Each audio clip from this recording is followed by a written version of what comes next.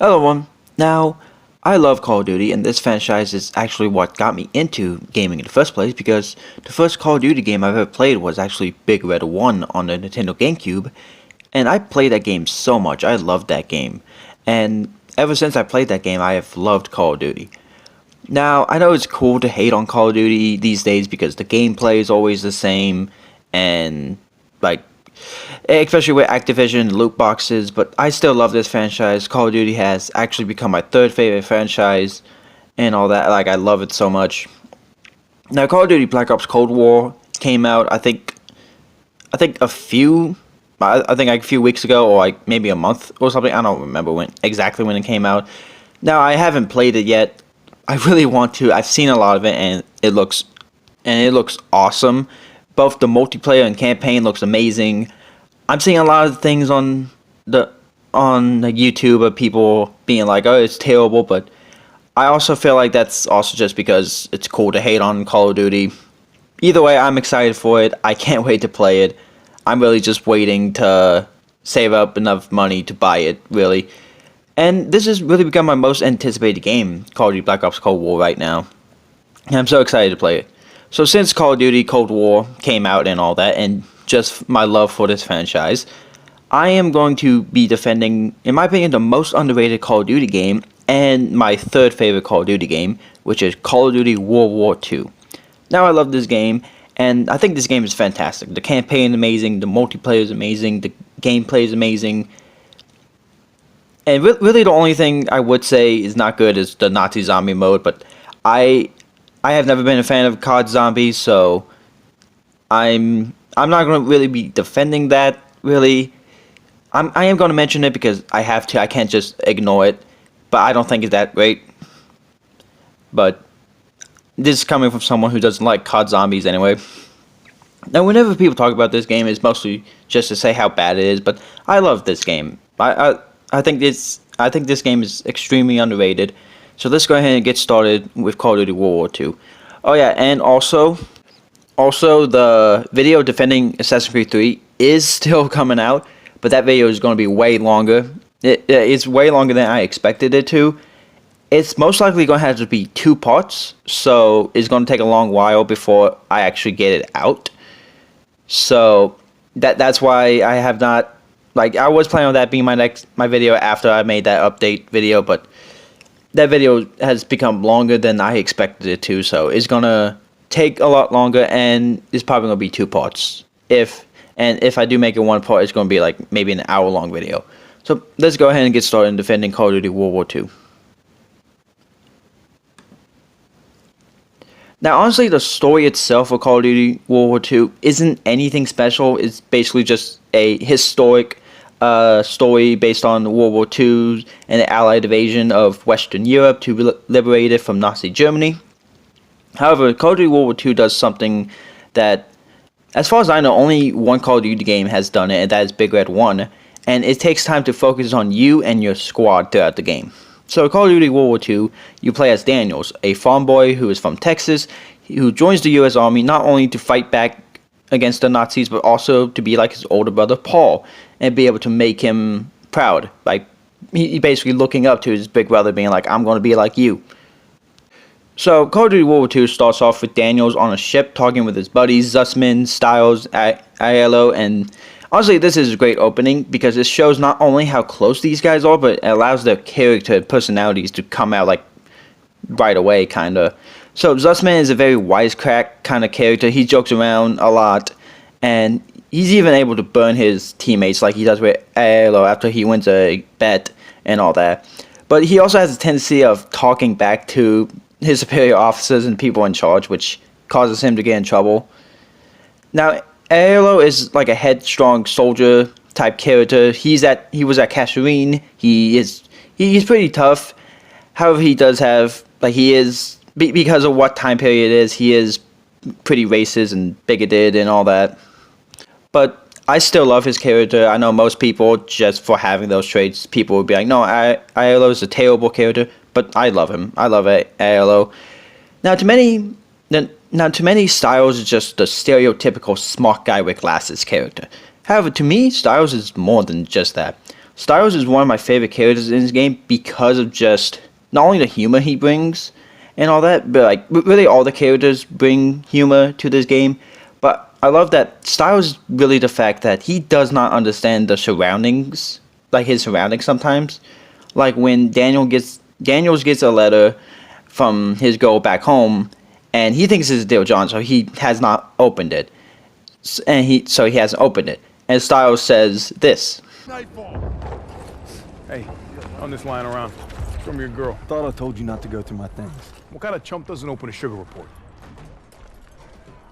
The kind who thinks it's a Dear John. See the address? She wrote Daniels, not Red. Only one reason to be so formal. Hate to say it, I think she's cutting you loose. Or hey, maybe it's like Schrodinger's letter. You know, you don't open it, she's still your girl. Maybe it's like Schrodinger's letter. What's wrong with you? Quit! Or also the part where it is revealed that Daniels is going to be a dad, and Styles is unable to read the room, and this happens. This long to open your letter. If it's over, we're here for you, pal. I tried to warn you. College. Let the man speak. She's pregnant. Whoa! Hey, that's huge. All right, Daniels is gonna be a daddy. Yeah. She was trying to let me know, but I wasn't ready to hear it. All right. I could use another cup of joe. Come on, you mooks, let's give him some space. But I don't want coffee. Sure you do. Also, going back to the fact that Styles knows a lot about things, his teammates make fun of him for it. They reply so many times with "Okay, college" whenever he starts talking about stuff. So it's not like he knows all this stuff and they're just like, "Okay, like that's cool." No, they make fun of him. It's like, "Okay, college, like good for you." Also, something I like about this character is Styles is that kind of person that doesn't really know when to shut up. And the thing is, we all know that kind of person. The person who says things without talking or thinking. Like they says things without thinking and all that. And they can't read the room and all that. And that causes funny moments. Like when Aiello and Zussman react to him. Aiello even smacks Styles because of what he says about the letter that Daniel gets him. That like Daniels gets from his goal. There's something I just love about his character, and that he doesn't know when to shut up sometimes, and even though he is really smart, he can't read the room, like when Daniel finds out he's a dad again, and I honestly think that's a great part of his character. Now next is Turner, who is a very chilled back leader. He takes care of his men, and it shows that he really cares kind of more about them than he does the mission, where it is like anything happens, he wants to make sure that least amount of people die. But his way of leading kind of causes him and Pearson to argue a lot. Now, Pearson is probably the one everyone hates, and that's because the game really does a good job of really making you hate Pearson. Pearson is a strong, very strict, and really hard-ass character of the group. And again, to the game's credit, it does a great job of having you hate him from like the very beginning. From the moment the game starts, the game makes you hate this dude. Now, later on, I will be defending Pearson because he is actually one of my favorite characters in this game, and I actually think he's one of the best characters in all Call of Duty, really. Now, the last one is someone who doesn't really show up until the Battle of the Bulge mission, and that is Howard. Now, Howard is just such an awesome character, but because even though he has to deal with racism from Aiello, he's still like he can still like take charge of like he still takes charge when like leading and all that. He's not like hiding away and all that. He can still keep in charge, and he even yells at Aiello during the Battle of Bulge, and it's just great. Yeah, I just love Howard. But unlike all the other Call of Duty games, this game focuses more on your relationship between Daniels and the squad, and the fact that Daniels is an actual character with a name, and he talks, is a lot more like the interactions between him and characters are like. It kind of seemed like a TV show, unlike how it is in Big Red 1, where your character doesn't have a name, doesn't talk at all, so most of the time in Big Red 1, they don't even really react to you. Well, in Call of Duty World War 2, really every time the like Zussman or Pearson is interacting with Daniels, and I love that. Now, during cutscenes and during gameplay, you see the characters interacting with each other, like I said, and you can see like the friendship and brotherhood that these characters have throughout the game, which really no other Call of Duty game has. Like, really the only one I can think of is like the brotherhood with Woods and Mason, in Black Ops, and maybe Price and Soap, but even then, I don't think so. Like I love Captain Price and Soap, but I don't think Modern Warfare really shows their friendship that well. Like compared to like Mason, Woods, and Daniels. I'm not saying it's bad, people. Don't freak out. Now, something else that this game does extremely well is shows how the characters are actually afraid and scared of seeing their buddies die. This is perfectly shown in the first D-Day mission where Daniels is at the end of the mission. He's just shaking up, like he's shaking his hand, and you can definitely see he's like horrified by what he saw. I do not know any other Call of Duty game that does this, really. Also, something great that Call of Duty World War II does is every character in this game also has moments where they crack jokes. Styles is not just the only character that makes jokes. They all make jokes, even Pearson makes jokes, and it's really nice to see just a whole group of characters who are able to joke around while they are at war. Now, the gameplay of Call of Duty World War II is no different than any other Call of Duty game. I know people like making fun of this for Call of Duty, that the gameplay never changes. However, I love this. I'm a simple man because it's so easy to jump back in. I can go years without playing Call of Duty and then come back and I don't have to relearn everything and all that. And I'm a simple man. I like simple things and all that. It's not like a game like Dark Souls where if I go 5 years without playing it, I'm gonna have to relearn everything. I can go 5 years without playing Call of Duty, come back to Call of Duty, and still play it like I've been playing like every single day. And I love it. However, Call of Duty World War II does have some new things in it, which is pretty cool. Like, whenever you're near a table, you can melee attack it, which causes it to flip over, and it actually becomes cover for you, and that's just awesome. Another cool thing is that, unlike in other Call of Duty games, your squad can actually help you by having certain abilities that help you throughout the game. Like, Zussman will give you first aid kits, Turner will give you ammo, Styles will give you grenades, Iola will give you targeting smoke, and Pearson will highlight enemies to show where they are. Howard doesn't have one, though, and I kind of wish he did, but he shows up late in the game, so that's probably why they didn't give him one, because he showed up like close to the end of the game. These are awesome things to have in this game, and they really bring something to the gameplay. Now, something Call of Duty World War II brings back that was an older Call of Duty game is the fact that this game, in the campaign at least, you have a health bar. Now, personally, I do not like having health bars in Call of Duty games. I prefer having the regenerated health that was introduced in Call of Duty 2. Like, just because I prefer that. Like, it's so much better and all that. Like, in my opinion, it makes gameplay much faster and smoother. However, out of every Call of Duty game that has health bars, I think Call of Duty World War II does it best because, again, with squad abilities, you have Zussman can just throw you a med kit if you need it. If you're almost dead and Zussman has the ability to throw the first aid kit, you can just call him, he throws it to you, and you can use it rather than running around the battlefield looking for it. Also, Call of Duty World War II has the best tank controls out of any Call of Duty game, and I really don't see people talking about it because, honestly, the tank mission in this game is way better than any other tank mission in Call of Duty. Now, Call of Duty has never been a franchise known for its stealth missions, and normally previous Call of Duty games, the stealth missions have not been good. They've been pretty bad. However, in my opinion, Call of Duty World War II is the first Call of Duty game that does stealth missions right. The enemies have detection meters. It takes a while before they spot you. Not too long, so they can still spot you and everything. If you hide in the shadows, you will be less likely to be seen, while if you're on the light, they will, or if you make a mistake, they will spot you. Now, these are all optional. You can just play through it shooting like crazy. You don't have to sneak at all, but I love that you're able to sneak around. And also, on a side note, I love when the game gives you small amounts of silence whenever it's stealth missions or moments where there's just no combat. It's just complete silence, and there's just no like bullets flying or anything. Now, the multiplayer mode of Call of Duty World War II is honestly pretty great. It's not the best multiplayer in the franchise. I do think Black Ops 2 has the best multiplayer, but I still think it's really good. I like a lot of the maps, with my favorite being I don't know how to pronounce it really, but it's the Battle of the Bulge map and all that in the forest, just because I love how it looks and how it's It's just how playing it is. Like, I just love playing it. Now, one of the biggest things people complain about for multiplayer is HQ and the fact that you can buy loot boxes there. Now, this is what most people complain about, and I just want to say, yes, microtransactions are terrible. Yes, they shouldn't be in a game. And all this other, everything else that people have said for microtransactions. But frankly, at this point, I could care less.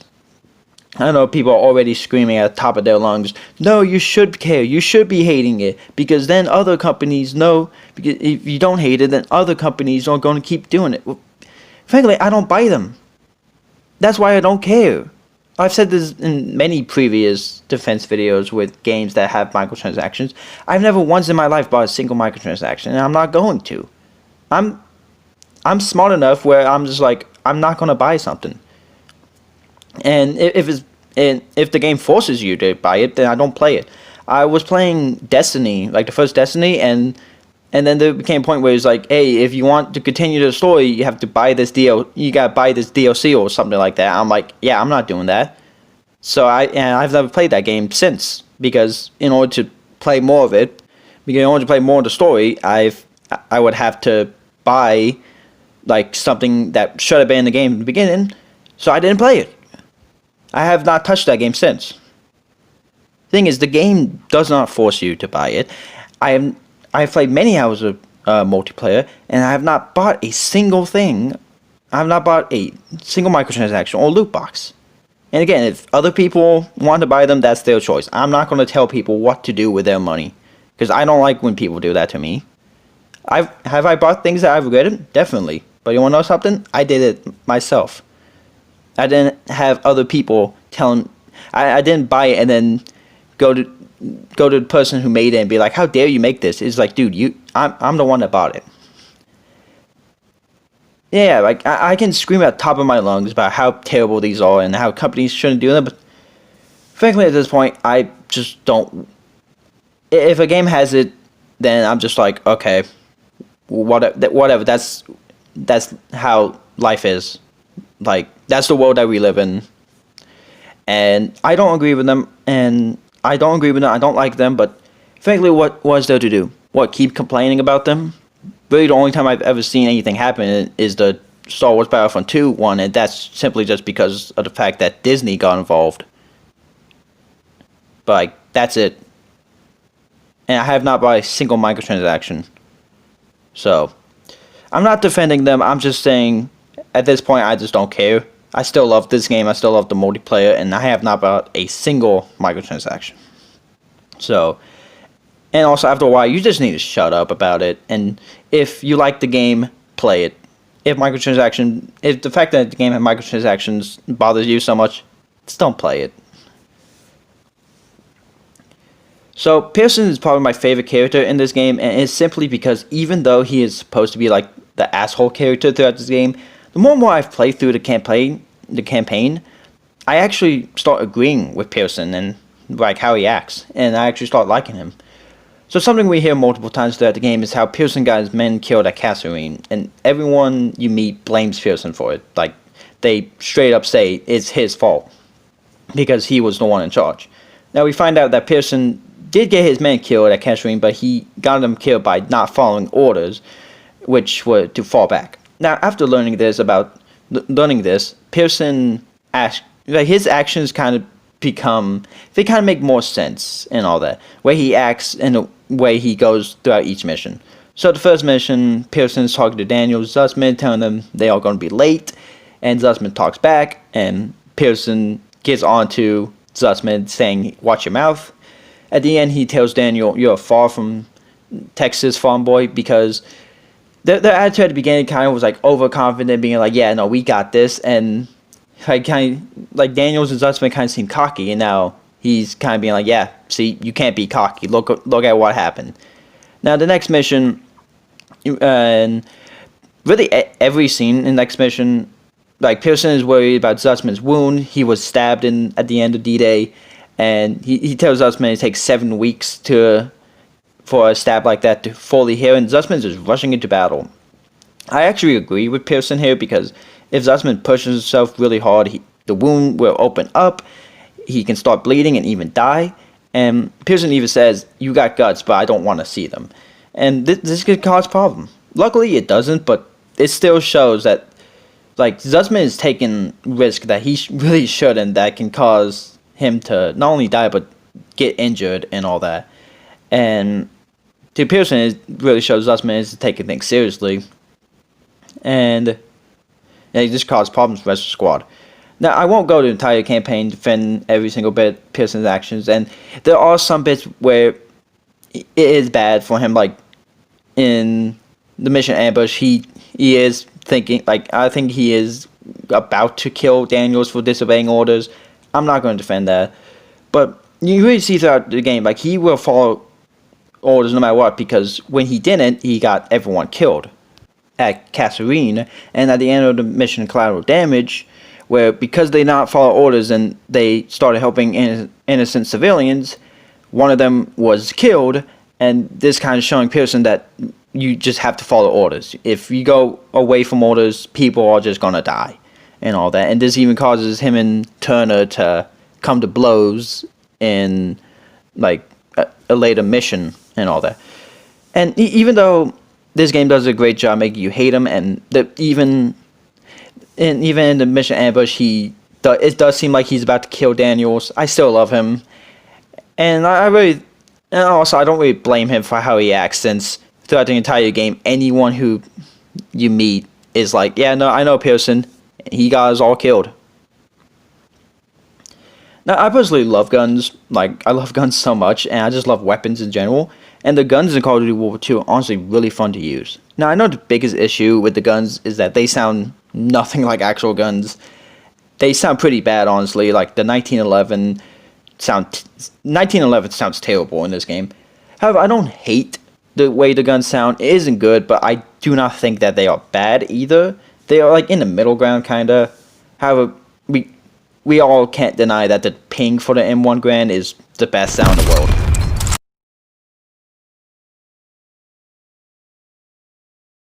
Now, I am not a fan of Call of Duty Zombies, like I said before, so I'm not really defending this. I'm just mentioning it. I did play some of the Nazi Zombie mode, and I don't think it's good. I really do not think it's good. And this is coming from someone who does not like Call of Duty Zombies and has never liked Call of Duty Zombies. So, I can't really defend this mode, but I couldn't ignore it either, so I really just had to mention it. So a big thing in Call of Duty World War II story mode is that throughout the entire game, it mentions that Zussman is Jewish. And normally this wouldn't mean anything, really. However, it being World War II and the Holocaust was going on. So when later in the game, when Zussman gets captured, and it brings suspense for him, because it's like, well, what's going to happen? Now, one thing that I think many people criticize is when the German officers trying to find out who are Jewish out of all the soldiers they captured, and at first he shoots someone in the head for not answering, but then when he questions Zussman, he only beats him up.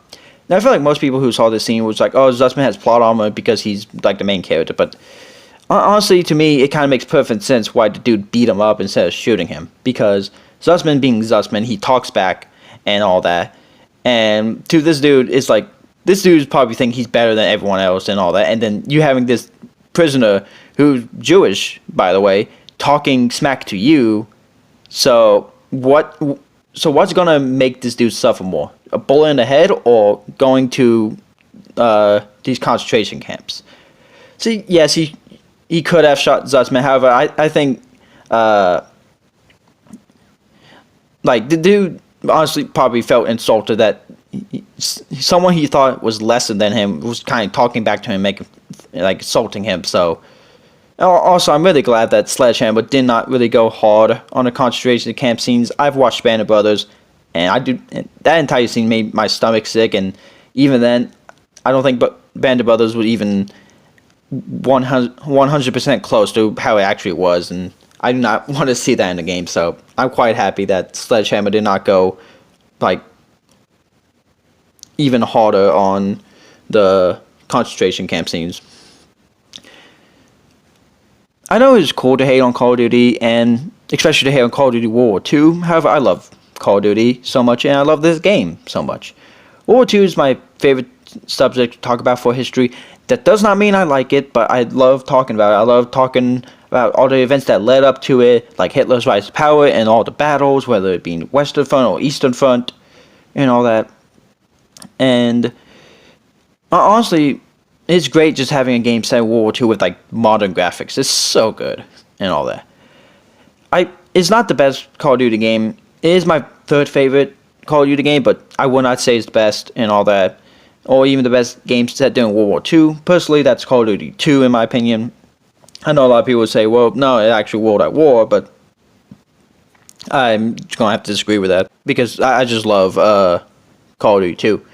However, I still think this game is fantastic and is extremely underrated, and I really think people should play a lot more of it because when I first played this game, I loved it. Like, I think I played through the campaign all in like 2 days and all that, and like I just loved this game so much. And then when I found out people actually hated it, I was like, what? I love this game. Like, I loved every bit of it.